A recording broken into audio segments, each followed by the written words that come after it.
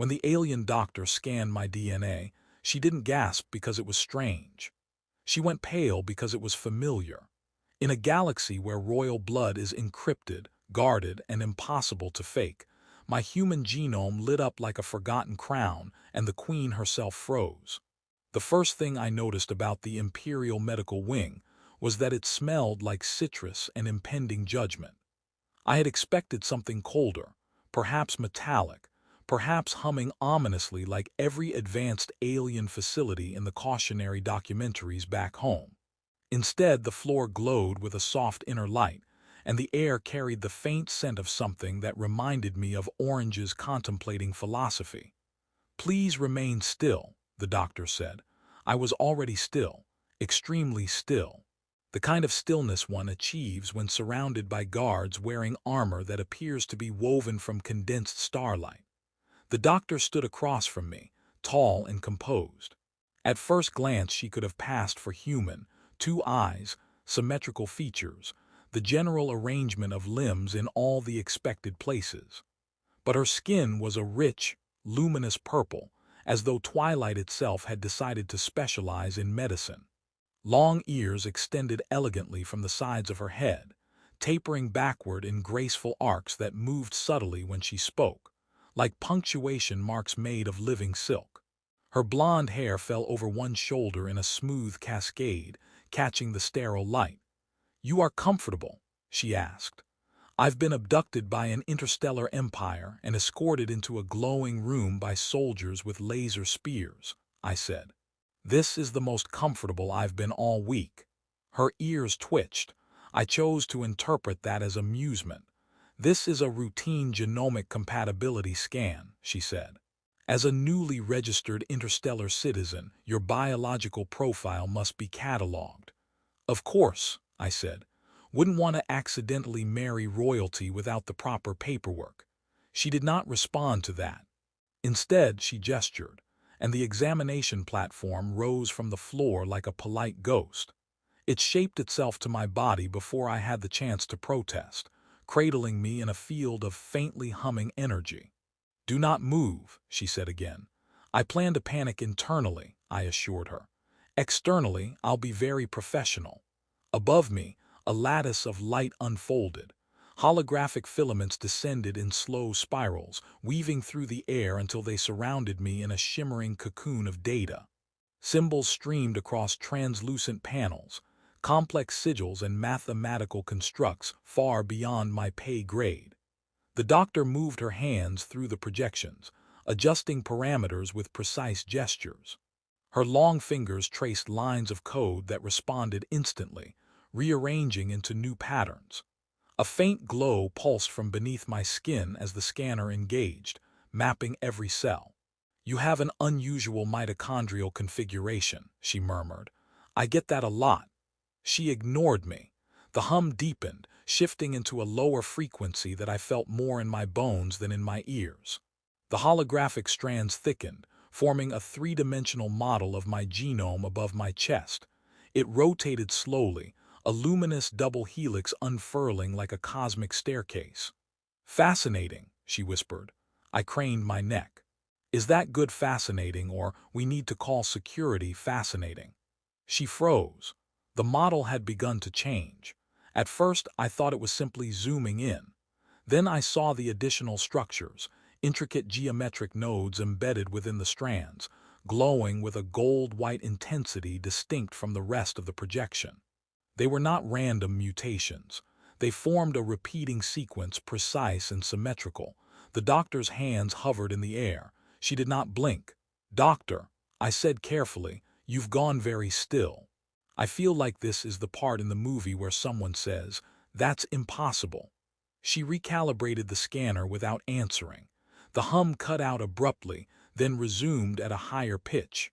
The model flickered, dissolved, and reassembled. The golden nodes remained, her ears angled backward slightly. "This cannot be correct," she murmured. "Try turning me off and on again," I offered. "I hear that works for most human issues." She shot me a look that could have sterilized equipment.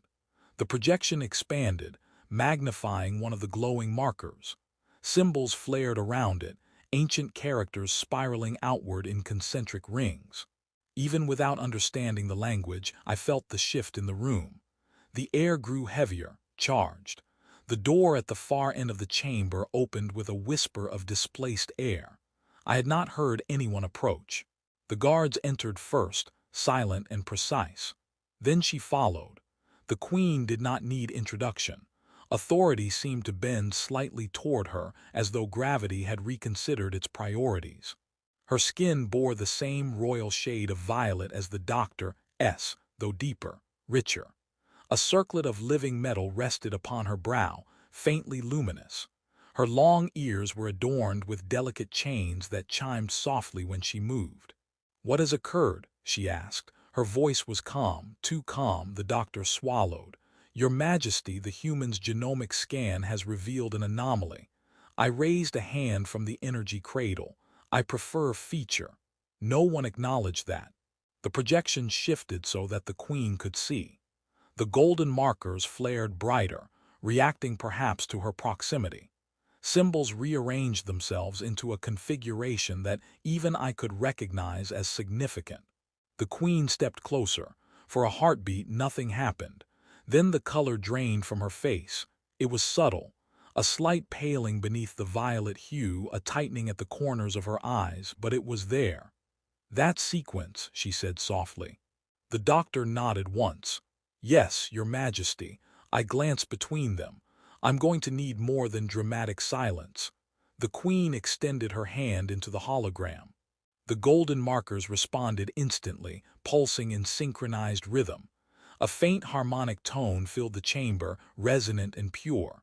"That is not possible," she whispered. I cleared my throat. "Statistically speaking, I do a lot of impossible things. I once assembled furniture without the instructions." Her gaze snapped to me, sharp as a blade. "Those markers are sovereign identifiers. They are encoded exclusively within the royal bloodline." I blinked. There are moments in life when your brain attempts to process information and instead chooses to reboot. This was one of them. "I'm sorry," I said slowly. "Are you suggesting I'm what distantly related to you?" The doctor answered instead. "Not distantly." The projection shifted again, tracing the lineage pathways embedded in my DNA. Lines of light connected my genome to an abstract model of theirs, mapping convergence points with terrifying precision. "The encryption is intact," she said. "The quantum seals are unbroken. This sequence cannot be fabricated or replicated." The queen's composure cracked for the briefest instant. Her long ears dipped slightly, betraying something dangerously close to fear. "How many know of this?" she asked. "Only those present," the doctor replied. "Good." I lifted my head as far as the energy field allowed. "I feel like I should be clapping or fainting, which is appropriate." Neither option seemed welcome. The queen circled the platform slowly, studying me as though I were a puzzle piece that had fallen from the wrong box. "Humans were surveyed centuries ago," she said. "Primitive, chaotic, biologically unremarkable." "Hey," I said. Her eyes returned to the projection. "Yet here you are, carrying the genetic signature of my house." The golden nodes pulsed again, brighter this time. For a split second I felt something stir beneath my skin, a warmth, like distant starlight remembered. The doctor adjusted the display, isolating the royal sequence. Ancient sigils spiraled outward, forming a crest I recognized from banners in the palace corridors. My mouth went dry.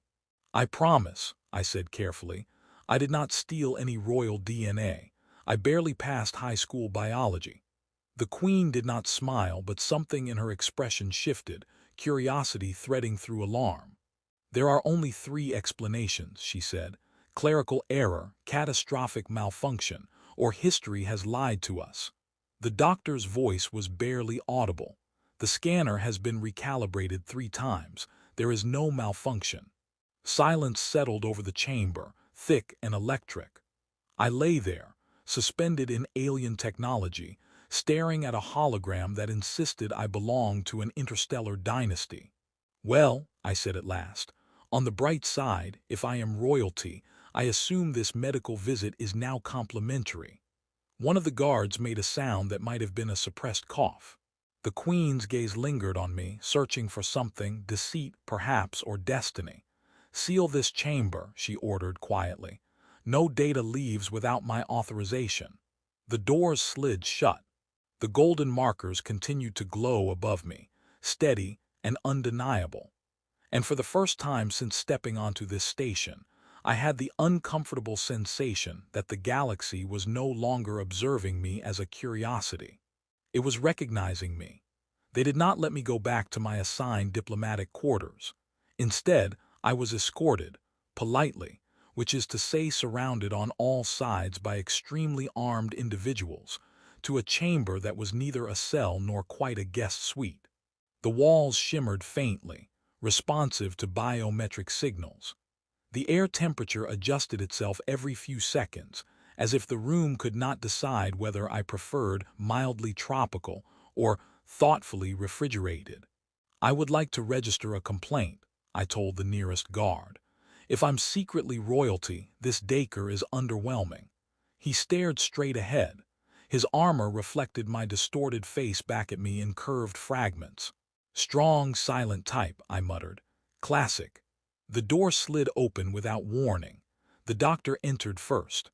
Her long purple silhouette cut through the room's soft light, blonde hair tied back this time, revealing the full, elegant sweep of her ears. Behind her floated 3 spherical drones projecting layered holographic interfaces. Data streamed between them in silent cascades. "You are not under arrest," she said immediately. That is the most suspicious reassurance I have ever received. She ignored that and gestured. The room responded by forming a circular table of hard light between us. Above it, my genome reappeared, rotating slowly, the golden sovereign markers glowing with steady defiance. "We have initiated a full imperial review," she said. "The high archivists have been summoned." "That sounds expensive," I replied. "Should I contribute?" Her ears angled slightly forward. I was beginning to suspect that ear positioning was their version of facial expressions. "The royal genetic signature is layered with quantum encryption," she continued. "Each marker is entangled with a reference key stored within the central palace core. Only members of the royal lineage can activate resonance." And I activated resonance. Yes. Is there a loyalty card involved? Because I feel like I've earned points. One of the drones emitted a faint chirp, projecting additional layers of data. Lines extended from my genome outward, linking to a second holographic structure, an abstract lattice labeled in their script. Even without translation, I understood what I was looking at. The imperial bloodline. The connections were not faint. They were precise. Clean intersections of light, as if someone had drawn them with deliberate intent. The doctor moved her fingers through the projection, isolating one of the convergence points. "This segment corresponds to House Averial's primary succession branch." "That's you," I said. "That is the Queen's house," she corrected softly. Before I could reply, the chamber lights dimmed. The air shifted, carrying that same subtle citruscent authority scent from before. The Queen entered without entourage this time.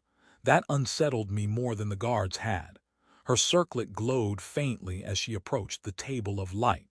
She studied the projection in silence. The golden markers pulsed once, synchronized as though acknowledging her presence. "You have verified entanglement?" she asked. "Yes, Your Majesty," the doctor replied. Triple-checked across independent cores. The human's markers resonate with the palace key at 99.999% alignment. "Nothing in biology is that precise," I said, "except maybe caffeine addiction." The Queen's gaze shifted to me. There was less shock in it now, more calculation. "Humans are not part of our recorded expansion lineage," she said. "Our explorers cataloged your world centuries ago. No genetic exchange was authorized." "Authorized," I repeated. "You make it sound like someone needed to file paperwork before falling in love." Silence followed that, not the irritated kind, the thoughtful kind. The Queen's fingers hovered over the hologram. There were sealed expeditions, she said slowly. Branches of the royal family assigned to diplomatic observation beyond council oversight. The doctor's eyes widened slightly. The exiled initiative. I thought that was a myth, she added quickly. So did we, the Queen replied. The drones reconfigured, pulling up archival records. Most were redacted, entire sections replaced with solid blocks of imperial script. A handful of entries flickered into visibility, dates older than most human civilizations, star systems mapped and then erased. One entry expanded at the Queen's gesture. Expedition 7A Sole Perimeter Observation. I blinked. Saul, that's us. Yes, the doctor said. The record was fragmented. A royal vessel dispatched under private authority, a small crew, a genetic compatibility study initiated without council sanction. Compatibility study? I asked. That sounds romantic and medically invasive at the same time. The Queen's jaw tightened. The file indicates personal involvement of a succession-eligible heir. And then, I prompted. And then, the doctor said quietly, the record ends. I leaned back in my chair. Let me summarize. Centuries ago, one of your royals came to Earth.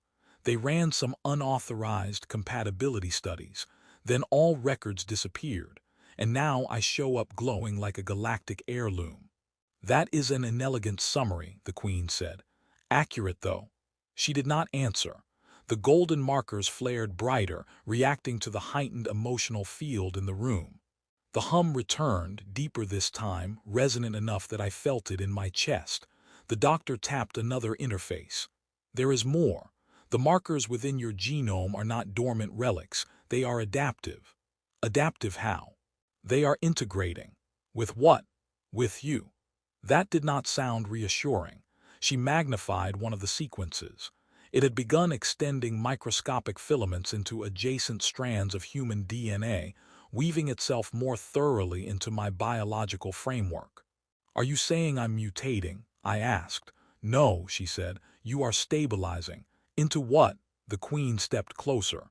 Into something our ancestors anticipated. I exhaled slowly. I preferred being statistically unremarkable. A soft sound escaped the doctor, almost a laugh. Humans are rarely unremarkable. Finally, I said, recognition. The chamber doors slid open again, admitting a cluster of elderly aliens in layered ceremonial robes. Their ears were longer, adorned with intricate metalwork. They carried crystalline tablets that projected shifting scripts. The High Archivists, the doctor murmured. One of them peered at me over the rim of his tablet. This is the human. I'm right here, I said, and yes, I moisturize. He ignored that and focused on the projection. His eyes widened incrementally as he traced the royal markers. This signature was believed extinguished, he said hoarsely. The sovereign branch sealed after the fracture. The fracture, I repeated. I'm beginning to dislike the capitalization in your history. The Queen's expression hardened. The fracture was an internal schism, a division over succession purity. An heir chose exile rather than compliance, and took their DNA with them, I said softly. The archivist nodded. The records imply genetic dispersal beyond imperial jurisdiction. I raised a hand. Hypothetically speaking, if that heir had children on Earth, what would that mean? It would mean, the doctor said carefully, that the royal line was never truly extinguished. The room seemed to contract around that statement. One of the archivists tapped his tablet. If the human carries primary branch markers, he is not a distant cousin. No, the Queen said quietly, he would be direct descent. Every head in the chamber turned toward me. I spread my hands. I swear I did not plan this. The golden sigils shifted again, forming a crest more elaborate than before. A harmonic tone filled the air, resonating with the circlet on the Queen's brow. For a fleeting instant, a bridge of light connected the projection to her crown. The room gasped as one. That resonance only occurs between sovereign signatures, an archivist whispered. I looked at the Queen. She looked at me. This is absurd, I said weakly. I can't even manage my own bank account. You expect me to manage an empire." No one laughed. The doctor stepped closer to me, lowering her voice. "You must understand. If this is confirmed publicly, factions will react. Some will see you as a threat, others as salvation." "I was hoping for mild curiosity," I admitted. Her ears softened forward slightly. "I do not believe you seek power." "I seek a sandwich," I said, "and perhaps a return flight home." The Queen straightened, reclaiming her composure like armor. "Until we determine the full truth, this matter remains contained. The human will remain under protection." "Protection?" I echoed. "Yes," she said, "from those who would use you. And from those who would eliminate uncertainty," the doctor added quietly. I swallowed. The archivists continued murmuring among themselves, debating ancient clauses and succession algorithms. Words like claim, inheritance, and legitimacy floated through the air like unstable particles. I stared at the holographic genome, at the golden markers that pulsed with patient certainty. "Can I ask something?" I said. The Queen inclined her head. "If your lost heir chose exile over compliance, what were they refusing?" A long silence followed. Finally, she answered. "They refused to let the Empire dictate who they were allowed to love." The room went still. I glanced down at my glowing DNA and let out a slow breath. "Well," I said quietly, "that sounds like a very human decision." For the first time since this began, the Queen's lips curved, just barely. "Yes," she said, "it does. They moved me to the highest level of the Citadel. Apparently, if you might be royal, you at least get a better view."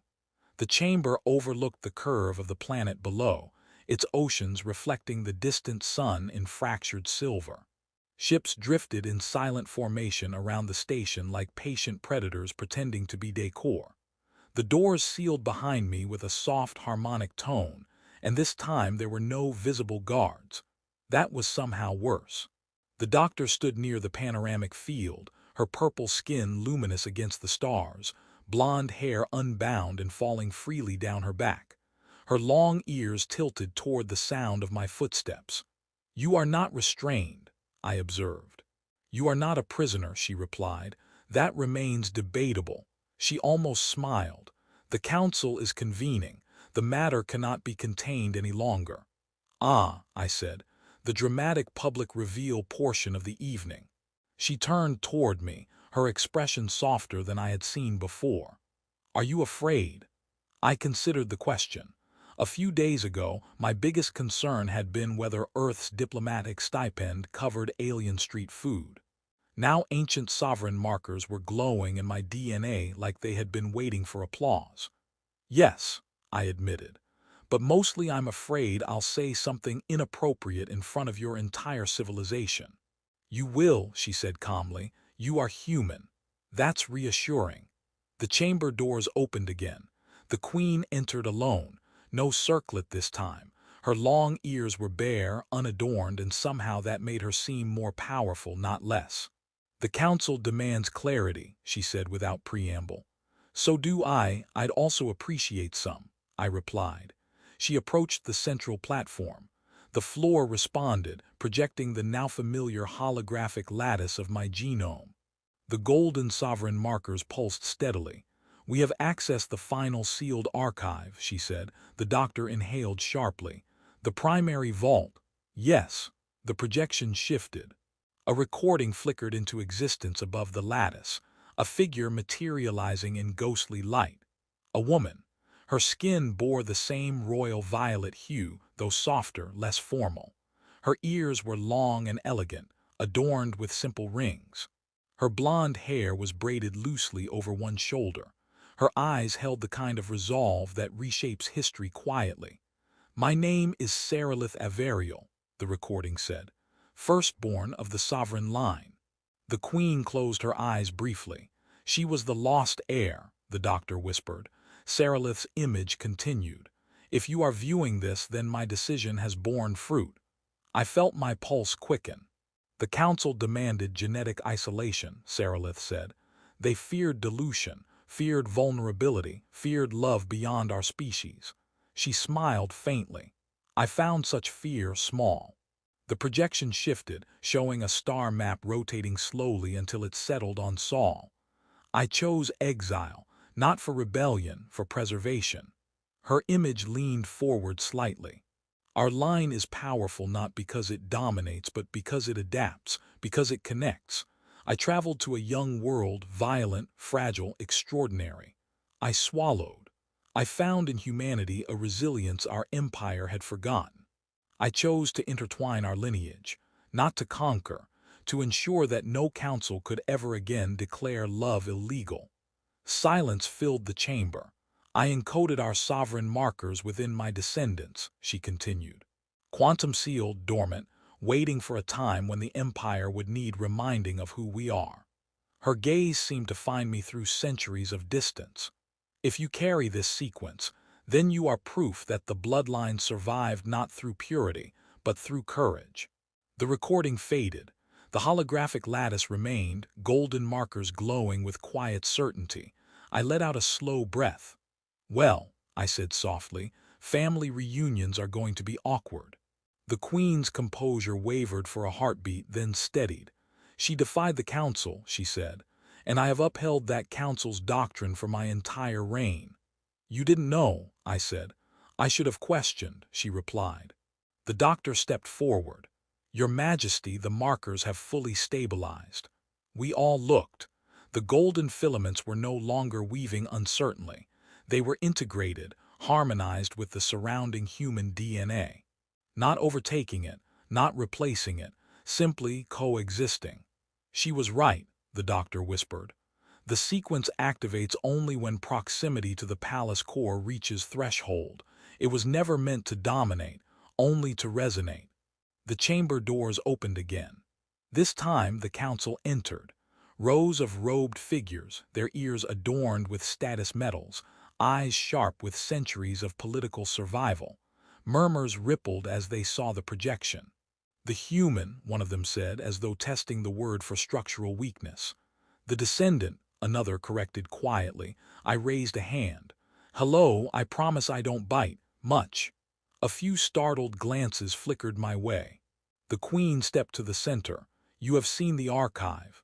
Yes, the eldest counselor replied. A romantic transgression. A strategic salvation, the doctor countered. The counselor's gaze snapped to her. The bloodline was fragmented. And preserved, she shot back. The chamber's ambient light dimmed as tension spiked, responding to emotional fluctuations like a nervous system. I cleared my throat. May I asked. Every eye turned to me again. I resisted the urge to faint for dramatic effect. I'm not here to claim a throne, I said. I didn't even know I had distant galactic relatives until recently. I grew up on a planet that can barely agree on pizza toppings. A few counselors blinked, confused. My point, I continued, is that if your lost heir chose humanity, she didn't do it because we were perfect. She did it because we're stubborn. We survive things. We adapt. We argue loudly and then build something anyway. The golden markers pulsed softly, as if in agreement. She didn't weaken your line, I said. She made it impossible to erase. Silence settled. The eldest counselor studied the projection, then me. If you do not seek succession, what do you seek? I thought about that. A week ago, I would have said a safe return ticket and maybe a book deal. Now, I seek partnership, I said slowly. Not as a ruler, as proof. If your empire is afraid of change, then I'm living evidence that change didn't destroy you. It expanded you. The Queen's gaze softened. You would remain as liaison. She asked. Ambassador of awkward family history, I corrected. A faint ripple of restrained amusement passed through the chamber. The doctor stepped beside me, her shoulder almost brushing mine. The genetic resonance can be shared, she said. A symbolic integration, acknowledgement that the royal line extends beyond species. The council murmured again. You would dilute ceremony, one protested. No, the Queen said firmly. We would redefine it. She stepped forward and extended her hand toward the hologram. The golden markers flared. I hesitated only a second before placing my own hand within the projection. Light bridged between us. Not overwhelming, not violent. Warm, resonant. The circlet materialized above her brow once more, but it glowed differently now, interlaced with threads of gold-white light matching the sovereign markers within me. The harmonic tone filled the chamber, steady and balanced. The council fell silent.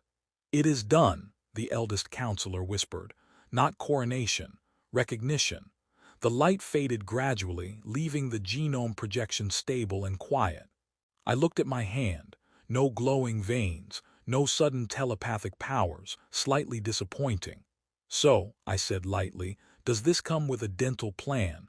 This time several counselors actually laughed. The Queen turned to me. "You will remain on the Citadel as official envoy between our—" You arrived defensive, suspicious, ready to run. That was a solid plan.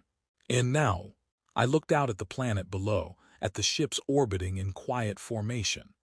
Now I think running would waste a perfectly good interstellar inheritance. She stepped beside me close enough that our shoulders touched. "Welcome to the family," she said softly. I smiled. "Let's try to make it a functional one." Below us the Empire adjusted its course, not through conquest or decree, but through acknowledgement.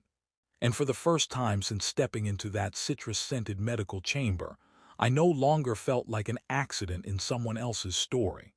I felt like a bridge between them.